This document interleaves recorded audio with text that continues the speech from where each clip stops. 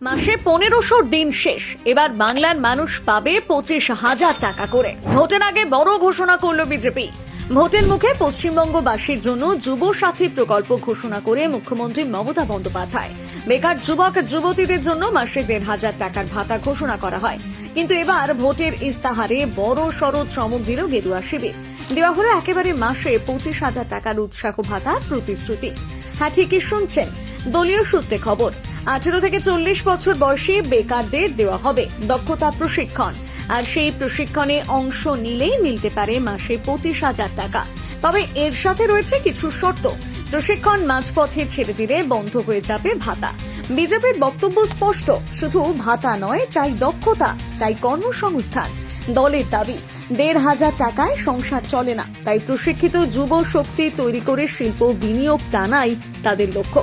অন্যদিকে রাজ্য সরকারের যুব সাথী প্রকল্প ইতিমধ্যে জেলায় জেলায় সাড়া ফেলেছে। আগামী 1 এপ্রিল থেকে কার্যকর হওয়ার কথাই প্রকল্পের।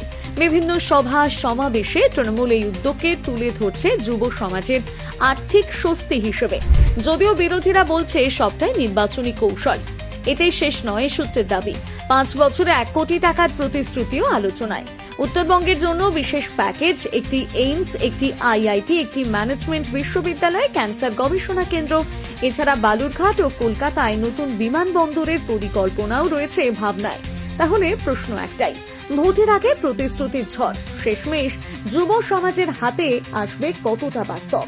1500 বনাম 25,000, কার উপর ভরসা রাখবে বাংলার তরুণ প্রজন্ম? আপনার মতামত কি কমেন্টে জানান। আর এমনই আপডেট পেতে ফলো করুন আমাদের পেজ।